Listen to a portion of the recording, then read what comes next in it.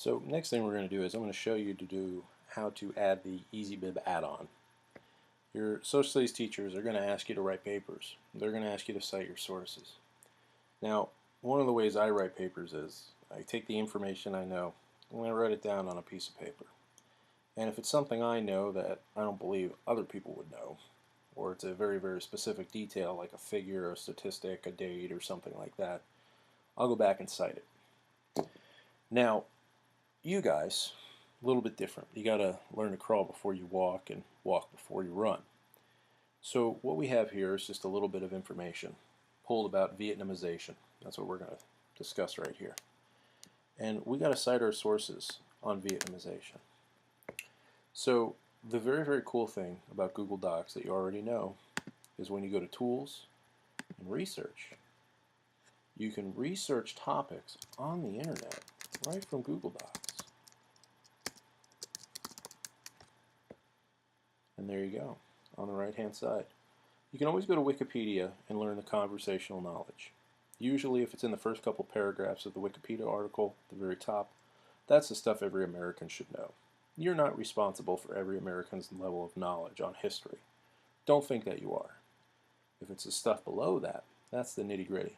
That's the stuff that's more specific to the topic that you should cite. Keep that in mind. But we don't want to cite anything from Wikipedia because Wikipedia articles change daily. So what you cite in them today may not be there 2 weeks from now when I grade your paper. Thus, you don't want to shoot yourself in the foot. But if you come down here to history.com, here's a good site, good source. You have a couple choices here. You click Cite, cite your source.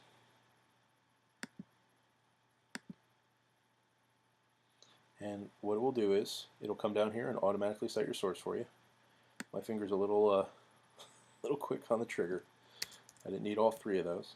But if you find a source you like in your research, go ahead and cite it. And it's going to cite it in MLA format for you. And if it does that for you, there you go. It's already referenced in text, and you have the source material right there. The other thing you can do is you can go to Add-ons, EasyBib, from Get Add-ons right here. And EasyBib is usually right around here. Click on it, download it, and it will add an add-on to Google Docs for you. Manage bibliography. And then you can put your source in here by website. This is a fun thing we can do here. Let's go ahead and let's grab this web address.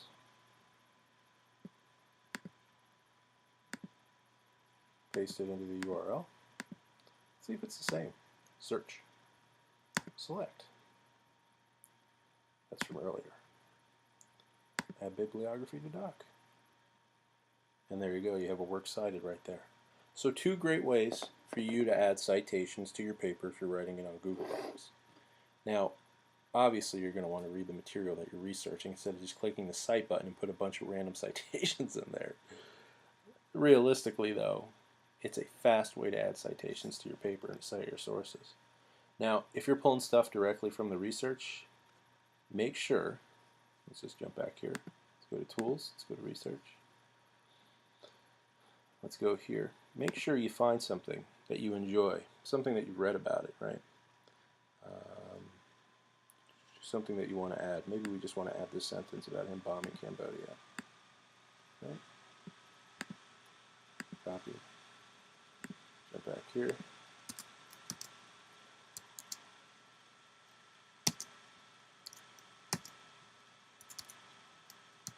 And I didn't want to paste it there. Usually what I do is I have a line right here, not where my works cited go, but I have a little line right here. And what I do is I tend to paste in the stuff that I think I might use in my paper. Okay? And once I do that, I then cite the source. I think we got it right here.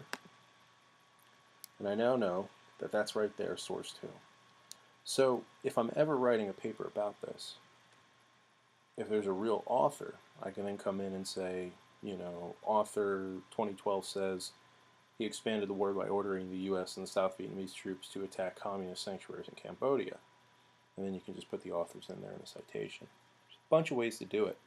Like I've been saying before, guys, these are just tools. I'm not showing you how to properly use them, but I am showing you how to use them.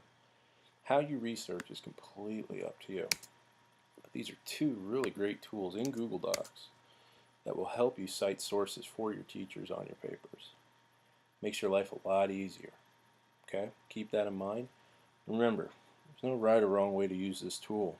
You're going to use it how you see fit, and the way you use it might be different than your friend, or your mom, or your dad, or your teacher, or me even. But just know that having the tool at your disposal makes your life a lot easier.